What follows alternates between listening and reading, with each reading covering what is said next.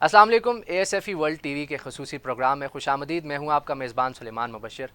नाजरीन, हुकूमत छोड़ने का जो तरीका तहरीक इंसाफ के सरबराह इमरान खान ने इस्तेमाल किया और 9 अप्रैल की रात पाकिस्तानी सियासत ने जो मंजर देखा, इसकी मिसाल पाकिस्तान की तारीख में कहीं नहीं मिलती। कुछ लोग इमरान खान के तरीक़ेकार की तारीफ़ करते नज़र आ रहे हैं कि उन्होंने इस निज़ाम पर से पर्दा उठाया, और कुछ लोग इस पर तनकीद कर रहे हैं और इस तरीक़ेकार की मुखालफत कर रहे हैं। तहरीक इंसाफ कौमी असम्बली से इज्तमाही तौर पर मुस्ताफ़ी भी हो चुकी है। तहरीक इंसाफ का अगला लाएमल क्या होगा, इमरान खान साहब क्या सोच रहे हैं, इस हवाले से हम बात करेंगे आज के प्रोग्राम में। हमारे साथ मौजूद हैं रियाजुल हक साहब, जिनका ताल्लुक डॉन न्यूज़ से है। सर, सबसे पहले खुश आमदीद। सर, ये बताइएगा, इस वक्त तकरीबन 130 से ज़ायद कौमी असम्बली की नशस्तें खाली हैं। तहरीक इंसाफ के इस्तीफ़ों की वजह से शहबाज शरीफ के लिए इस पार्लियामेंट को चलाना कितना मुश्किल है? जी बहुत शुक्रिया। असल में ज़ाहिर है कि एक ऐसा क्वेश्चन है कि हर शख्स के लिए इसका एनालिसिस और इस खबर की तलाश है कि ये आगे सिस्टम कैसे चलाएँगे, और इसमें 2, 3, 4 मसाइल इनको आ रहे हैं। जो जो सबसे पहला मसला वो ये है कि ये एमक्यूएम से लेकर बाप और ये जितनी पार्टीज़, पीपल्स पार्टी वगैरह, पीएमएलएन, ये इकट्ठे हो चुके हैं।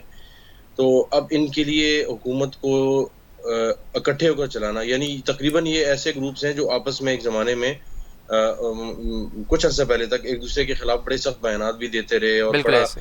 एक जो प्राइमरी राइवल रहे, स्पेशली पीएमएलएन और पाकिस्तान पीपल्स पार्टी। तो अब उनको इक़्तिदार में यहाँ पे आकर रहना, और वो ऐसा इक़्तिदार जो बहुत शॉर्ट टर्म है, यानी उसका ये नहीं पता उनको कि इन्होंने कुछ कितना अर्सा यहाँ पे रहना है। रात को कुछ एंकर्स की और उससे पहले 1-2 दिन पहले सीनियर जर्नलिस्ट की मुलाकातें हुई वज़ीर-ए-आज़म शहबाज शरीफ साहब से, जी। और उसमें बज़ाहिर ये इंदिया दिया गया है कि जो जो प्लानिंग वो कर रहे हैं, वो इदारों में उखाड़-पिछाड़ जो कर रहे हैं। आज हमने देखा कि डीजी नैब वगैरह जो लाहौर थे, वो सलीम शहजाद साहब वापस चले गए, और पीएमसी को ख़त्म कर रहे हैं, पीएमडीसी को वापस बहाल कर रहे हैं, हम्म। और इस तरह की बहुत सी चीज़ें। तो वो इदारे, ये वो हुकूमतें करती हैं जो नई हुकूमत आती है, या उनको पता हो कि हमने कम से कम 3-4 साल तो रहना है। तो अब इनका 1.5 साल, अगर इस हुकूमत का यानी 5 साल पूरे होने, 1.5 साल रह गया है, और वो इस मूड में नज़र आ रहे हैं कि उन्होंने 1.5 साल रहना है, और ऊपर से इमरान खान भी प्रेशर माउंट कर रहे हैं कि अर्ली इलेक्शंस हों। तो ये बहुत बड़ा एक चैलेंज है कि ना सिर्फ उस कोalition को बरकरार रखा जाए, और उसके साथ-साथ इमरान खान के प्रेशर को भी सस्टेन किया जाए, और इसके साथ-साथ गवर्नेंस को भी फिक्स किया जाए। अब वो अगर एनर्जी और इन चीज़ों पे जा रहे हैं, तो ये बड़ी लॉन्ग टर्म चीज़ें हैं। हम्म। शॉर्ट टर्म जो है चीज़ें वो नज़र नहीं आ रही। तो बज़ाहिर ये लग रहा है कि वो मूड में है कि पूरा 1.5 साल पूरा करना है, लेकिन वो ये कैसे पूरा करेंगे, ये एक बहुत बड़ा चैलेंज होगा। लेकिन गिवन द सर्कमस्टेंसेस शायद शहबाज शरीफ के लिए मेरा ख़्याल है कि बहुत ज़्यादा सस्टेन करना मुश्किल, बहुत ज़्यादा मुश्किल हो जाएगा। दिसंबर, जनवरी तक शायद अर्ली इलेक्शंस कॉल हो जाए, अनलेस के कुछ इदारे अगर कुछ और चाहें, तो शायद फिर कुछ और भी हो सो सकता है। आपके नज़दीक जो है शहबाज शरीफ अर्ली इलेक्शन के बारे में भी सोच सकते हैं? अर्ली इलेक्शन के बारे में सोच सकते हैं, लेकिन उससे पहले 2-3 चीज़ें हैं जो उन्होंने फिक्स करके जानी है। हम्म। मिसाल के तौर पर उन्होंने नैब के हवाले से पंजाबी में जिसे कहते हैं कि मक्कू ठपना है या कुछ करना है उसका, क्योंकि उनको पता है कि ये वो जिन है जिसने 3-4 साल उनको हॉन्ट किया, उनके पीछे लगा रहा, हम्म। उनके शहबाज शरीफ साहब, न सिर्फ शहबाज शरीफ, उनके भाई मियाँ मोहम्मद नवाज़ शरीफ, और इसी तरह मरीम नवाज़, इसी तरह साद रफ़ीक, और एक लंबी लिस्ट है पूरी पीएमएलएन के और अपोज़िशन के, हम्म। इवन पीपल्स पार्टी के ज़रदारी साहब और फरयाल तालपुर वगैरह। हमने देखा कि एफआईए और इनके केसेस अकाउंटेबिलिटी कोर्ट्स वगैरह में ये चलता रहा। तो सबसे पहले इनकी कोशिश ये होगी कि इन मामलात को, इन फाइल्स को फिक्स किया जाए। दूसरा, ये बात कर रहे हैं और शद-ओ-मत से कर रहे हैं, वो है कि इन्होंने इलेक्शन रिफॉर्म्स करनी है। तो ये बड़ी इंटरेस्टिंग बात है कि 3 साढ़े 3 साल तक तो इमरान खान जब इनको ये कहते रहे कि आप इलेक्शन रिफॉर्म्स की तरफ आएँ, तो ये इलेक्शन रिफॉर्म्स कहते थे हम नहीं आएँगे, हम नहीं मानते, और ये वो सारा। हम्म। अब इलेक्शन रिफॉर्म्स में जो बुनियादी चीज़ है, जो इन्होंने तब्दीली करनी है, जो इनका टारगेट होगी और जो होनी भी चाहिए, जो ज़ाहिर है उनका एक एजेंडा रहा है कि वो ओवरसीज़ पाकिस्तानीज़ का जो वोट है, वो जो राइट दिया गया था पीटीआई हुकूमत की तरफ से, उसको ख़त्म करना है। क्योंकि तकरीबन एक तो शहबाज शरीफ साहब करोड़, ये जो ओवरसीज़ का राइट है वो ख़त्म कर सकते हैं उनको वोट देने का? ये बिल्कुल ख़त्म कर सकते हैं, क्योंकि 1 करोड़ के करीब ओवरसीज़ पाकिस्तानीज़ हैं, जिनमें तकरीबन 8 से 9 जो मिलियन है, यानी तकरीबन बन जाते हैं तकरीबन ठीक-ठाक 80-90 लाख। 70, जी, जी, 70-80-90 लाख की करीब एक बड़ी जो है, ये एक फ़िगर है, जिसमें तकरीबन 80% ऐसे लोग हैं जो पाकिस्तान तहरीक इंसाफ को के वोटर हैं, बिल्कुल। और ये बाकायदा सर्वे हुआ और ईसीबी में ये डेटा भी मौजूद है, और पीएमएलएन को इस बात का भी पता है कि ये सारी चीजें हैं। तो अगर अगर आप अंदाजा लगाएं कि 60, 70 और 80% वोटर अगर किसी एक पार्टी का जो बहुत बड़ी राइवल रही हो और उसको एक लेजिस्लेशन के जरिए अगर बाहर किया जा सकता है उन वोटर्स को, तो मेरा ख्याल है कि शहबाज शरीफ और ये मियां नवाज शरीफ ये क्यों नहीं चाहेंगे। हम्म। और ये, लेकिन ये बहुत मुश्किल इक़दाम होगा इनके लिए, इसको खत्म करना, कुछ जस्टिफिकेशन ढूंढनी पड़ेगी उनको। लेकिन बहरहाल जिस तरह ये इकदाम कर रहे हैं, तो मेरा ख्याल है कि ये इनके लिए कोई मुश्किल नहीं होगा, और बाकी पार्टीज को कन्विंस करना भी लेकिन इससे ये है कि इनकी ओवरसीज जो मुख्तलिफ पार्टीज की एक जो पूरा डायस्पोरा है वो काफी नाराज भी होगा, पीटीआई के अलावा भी। तो इस चैलेंज को निपटना है, इलेक्शन रिफॉर्म में सबसे पहला इन्होंने ये करना है। और इसके ये नैब हो गया, एफआईए हो गया, और इसके साथ साथ ओवरसीज वाला हो गया। उसके बाद चौथा जो शायद सबसे बड़ा चैलेंज है, मेरी बात लंबी हो रही है, लेकिन जो सबसे बड़ा चैलेंज है वो ये है कि इमरान खान ने जो एक बयानिया बनाया हुआ है इनके खिलाफ कि आप अमेरिका के हाथों इस्तेमाल हुए इनकी हुकूमत गिराने में। तो वो जो लेटर वाला मामला है, कल डीजीआईएसपीआर ने कुछ ब्रीफिंग दे के कुछ चीजों को ठंडा करने की कोशिश की, लेकिन वापस जो लोग ज़ाहिर पीटीआई के थे वो तो कह रहे हैं कि बिल्कुल ये तो खत की तस्दीक हो गई, ये तो तस्दीक होगी कि मुदाखलत हुई थी। और दूसरी तरफ ये कह रहे हैं कि साजिश नहीं हुई, तो इसे साजिश क्या होती है, तो मुदाखलत ही होती है। और दूसरी तरफ वो यही पीएमएलएन और बात हुई, उसके जो कान इधर से हवारी हैं पकड़े या वो इधर बहुत से ज्यादा पकड़े, एक खुश ही हो बात रहे है। हैं। सॉरी। मैंने कहा वो यही बात हुई कि कान इधर से पकड़े या इधर से पकड़े, एक ही बात है। बिल्कुल ऐसी है। तो अब इमरान खान का चैलेंज सबसे बड़ा है कि इन्होंने इतना अरसा गुजारना है कि इमरान खान ने जो मोमेंटम बनाया हुआ है उस मोमेंटम को खत्म करना है किसी तौर पे भी। तो अगर इमरान खान चाह रहे हैं कि अगले 1 या 2 माह के अंदर इलेक्शन हो, ये चाहेंगे कि अगले कम से कम 6 से 7 या 8 माह में इलेक्शन हो, ये कम से कम 2022 खत्म होता है तो 2023 के आगाज में मार्च तक, फरवरी तक इंतखाबात हों। इससे पहले इंतखाबात, अनलेस कि कोई बहुत बड़ा भूचाल आ जाए, इमरान खान ऐसा प्रेशर माउंट कर दें कि जिसके आगे इनके लिए खड़ा रहना मुश्किल हो जाए।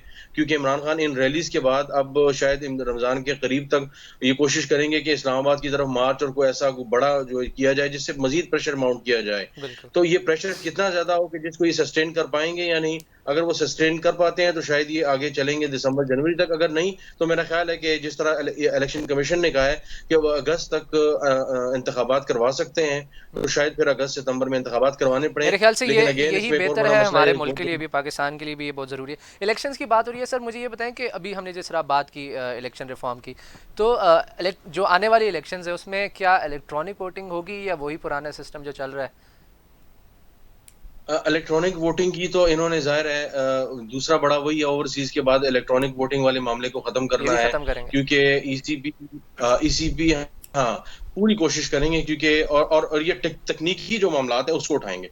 मिसाल के सही। तौर पर ये कहेंगे उसके रिग होने का खतरा है, उसके हैक होने का खतरा है, उसके डिले होने का खतरा है, बैरूनी ताकतें उसको एक्सप्लॉइट कर सकती हैं और दूसरे मामला। लेकिन जाहिर है पाकिस्तान जैसे मुल्क में बहुत ज्यादा शफाफियत, चाहे वो किसी भी मामले में हो, वो कोई भी अफोर्ड नहीं कर सकता।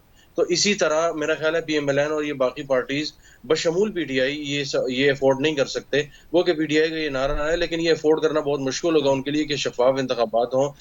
फिलवक्त शफाफ इंतखाबात हो तो मेरा ख्याल है इमरान खान का पल्ला भारी है। लेकिन अगर आगे चल के होते हैं अगस्त सितंबर और ऑनवर्ड, तो वो जो है एक बहुत बड़ा चैलेंज होगा। और लेकिन मुझे ये लगता है कवी इम्कान है कि जो इलेक्ट्रॉनिक वोटिंग वाला सिलसिला है इसको भी खत्म कर दिया जाएगा। सही।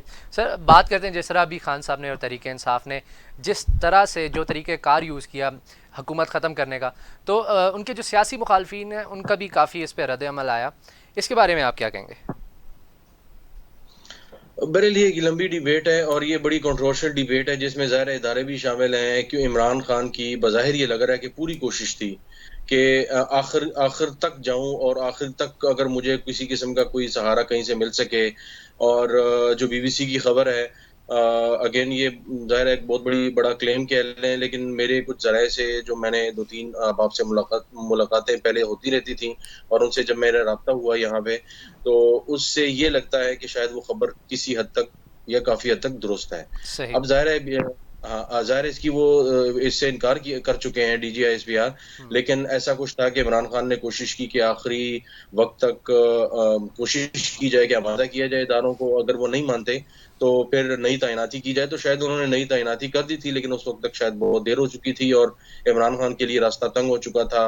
प्रिज़नर वैन आ चुकी थी, दोनों अदालतें खुल चुकी थी, सुप्रीम कोर्ट और इस्लामाबाद हाई कोर्ट, और पार्लियामान में भी बहुत ज़्यादा डिले हो रहा था। तो इमरान खान नहीं चाह रहे थे कि इस हुकूमत के हाथों, अपोज़िशन के हाथों ये जो है वो घर जाएँ, पूरी इनकी कोशिश थी। लेकिन भला आखिर ज़ाहिर है जो होना था वो हो गया। अगर वो ये जो इन्होंने असम्बलियाँ तहलील की और ये सारा कुछ हुआ, अगर ये पहले कर देते तो मेरा ख़्याल है ज़ाती तौर पे वो ज़्यादा बेहतर होता, नो कॉन्फिडेंस मोशन के आने से पहले। लेकिन उनका ख़्याल था कि शायद कुछ मदद आन पहुँचे और कुछ मामला हो जाए या लेकिन सुप्रीम कोर्ट लेकिन कन्विंस हो जाए, लेकिन लेकिन लेकिन कुछ सर, नहीं हो सका। जिस तरह से अवाम का समंदर अब बाहर निकल रहा है, जितना बड़ा क्राउड हम देख रहे हैं, तो अगर पहले असम्बलियाँ तहलील कर दी जाती, आपको नहीं लगता कि अवाम उस तरह से बाहर ना निकलती? इसमें कोई शक नहीं है कि इमरान खान मोमेंटम बनाने में कामयाब हो गए हैं, और वो जो सिचुएशन थी कि जिसमें पीडीएम या अपोज़िशन जो पार्टीज़ थी वो एक तरफ थी और एक एक एक ऐसी पोज़ीशन में थी जहाँ पे इमरान खान रिसीविंग एंड पे थे, क्योंकि महँगाई और दूसरे इतने ज़्यादा चैलेंजेस थे मुआशी, कि इमरान खान पे बड़ी सख्त तनकीद हो रही थी कि इमरान खान से कुछ सँभाला नहीं जा रहा, चौथे साल में ये दाखिल हो चुके हैं और ये क्या हाँ। करने जा रहे हैं, ये है, वो है।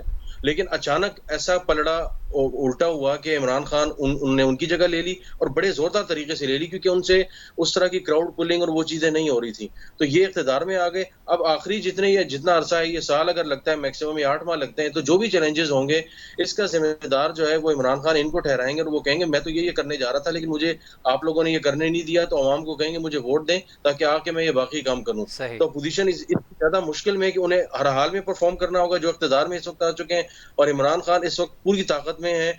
और अब इसमें कहने में कोई आर नहीं है कि अपने अपने पॉलिटिकल करियर के मुकम्मल ये पीक पे हैं। आज का भी जलसा शायद होना है, मेरा ख़्याल है कराची में या कल होना है, और इसके अलावा जो इससे पहले पेशावर में जलसा हुआ, फिर इससे पहले हफ़्ते की रात को जो पिछले हफ़्ते हुआ, वो सारा मामला लोगों ने देखा। इंतहाई लोग सड़कों पे आए, बिल्कुल। फैमिली सड़कों पे आई। ये एक बहुत बड़ा चैलेंज है इदारों के लिए भी, अपोज़िशन के लिए भी, कि सोशल मीडिया पे भी कंट्रोल हो और चीज़ें हाथ से भी ना निकलें, और इमरान खान को भी किसी तरीके से लेकिन अब ये ज़रा मुश्किल बात हो गई, लेकिन इमरान खान को भी ज़ाहिर समझ आ गई है कि इस मोमेंटम को आगे लेके जाना है, और जितना प्रेशर को माउंट किया जाए, बढ़ाया जाए, उतना ही उनके हक में है। अगर अभी जो मौजूदा हुकूमत है वो परफॉर्म कर लेती है, तो क्या ये मोमेंटम बरकरार रहेगा? आपको क्या लगता है? अ, उम, वो कितना परफ़ॉर्म कर पाती है, वो कितना डिलीवर कर पाती है, सबसे बड़ा चैलेंज उनके लिए है कि वक़्त उनके पास बहुत कम है। हम्म। बहुत ज़्यादा वक़्त कम है, और दूसरा बड़ा चैलेंज ये है कि वो सारे जो हैं वो एलाइज़ हैं।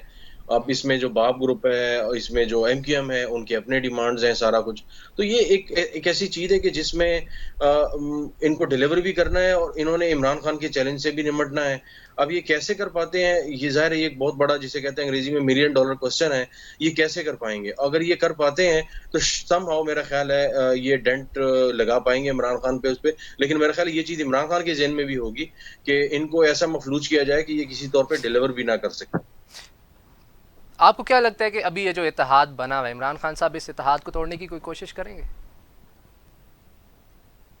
इमरान खान इस इत्तेहाद को इस सूरत में तोड़ने की कोशिश करेंगे कि दुनिया को बताएँगे कि ये देखें, ये सारे इकट्ठे हो गए हैं जो एक-दूसरे के मुखालिफिन थे, सही। और अब ये मेरे खिलाफ चल पड़े हैं। मुझे इन्होंने निकाला इक़्तिदार से अमेरिका के साथ मिलके, और अब ये आन पड़े हैं आपके दर पे और आपको कह रहे हैं कि जनाब ये देखें हम आपकी खिदमत कर रहे हैं, आप हमें अगली दफ़ा वोट दें, सारा कुछ। तो ये एक बयानिया बनाया है, और जो बनाएँगे और ये बन चुका है, तो इसको लेकर आगे चलेंगे। और मेरा ख़्याल है कि इस वक़्त अगर एक पॉलिटिकल साइंस के स्टूडेंट के तौर पे मैं देखूँ, तो मेरा ख़्याल है गलत सही एक अलग बहस है, लेकिन बड़ा एक एक एक ज़ोरदार बयानिया इन्होंने पाकिस्तान में बना लिया है, जिस तरह एक मज़हबी कार्ड होता है, इस तरह अमेरिका और इंडिया के खिलाफ कार्ड। और ये शायद मेरा ख़्याल है ये पाकिस्तान की तारीख़ में, मेरी याददाश्त में, हिस्ट्री का भी मैं स्टूडेंट रहा हूँ, ये पहला इलेक्शन होगा जिसमें एक्सटर्नल पावर्स के हवाले से उसको लेकर भुट्टो साहब के बाद, भुट्टो साहब जब ताशकंद से माहिदा ताशकंद अयूब खान के साथ हुआ, और वो जी। उन्होंने कहा कि जिन्होंने कश्मीर भेज दिया है, तो वापस आए और वो चले गए। उसके बाद ये दूसरा मामला है कि जिसको लेकर अमेरिका वगैरह को लेकर और केजी बैरूनी ताकतों के उस पर हुआ है, तो ये इलेक्शन होगा, और उसमें बाकायदा, तो इंडिया में तो हम देखते हैं कि पाकिस्तान को लेकर इलेक्शन बाकायदा कैंपेन होती है, लेकिन पाकिस्तान में शायद ये बिल्कुल खालिसतन पहली बार होगा। और थोड़ा-सा अगर देखा जाए कि अगर इंटरनेशनल रिलेशन में, तो भुट्टो साहब वाला मिला लीजिए, तो दूसरा होगा जिसमें उनको लेकर एजेंडा मैनिफेस्टो को लिया जा रहा है कि हम मुल्क को आज़ाद बनाएँगे, बैरूनी एजेंडे से पाक, और वो सारा उसको लेकर इलेक्शन होंगे। इमरान खान ने बयानिया तो बहुत अच्छा बना लिया है, लेकिन अब देखते हैं इस मोमेंटम को रमज़ान के इस महीने में कैसे बरकरार रख पाते हैं, गो के इन्होंने इफ्तारी के बाद वाला एक बड़ा बेहतरीन टाइम चुना है, जो सबके लिए हैरानकुन है। सही।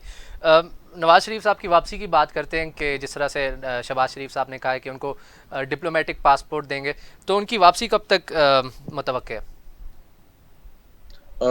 मैं इस वक़्त यहाँ पे लंदन हूँ और मेरी कुछ यहाँ पे लोगों से भी बात हुई है। हम्म। इस वक़्त तो फ़ौरी तौर पे शायद उनकी वापसी का कोई इम्कान नहीं है। लेकिन हालात यूँ ही साज़गार होते हैं, क्योंकि उनको उन्होंने एब्सकॉन्डर या मफ़रूर करार दिया अदालत ने, तो वो सबसे पहले आके गिरफ्तारी देंगे, जेल में जाएँगे और उसके बाद आके वो प्ली करेंगे और वो फिर ज़मानत पे अगर आते हैं बाहर, तो ये सारे मामलात होंगे। सही। उसके बगैर तो चारा सही। नहीं है। इस टाइम पर लेकिन मेरा पीपल्स ख़्याल है पार्टी। कि शायद ये रमज़ान के बाद। सही। हुँ। पीपल्स पार्टी में इस वक्त काफ़ी खामोशी है, क्या ये खामोशी कोई तूफान है या क्या है?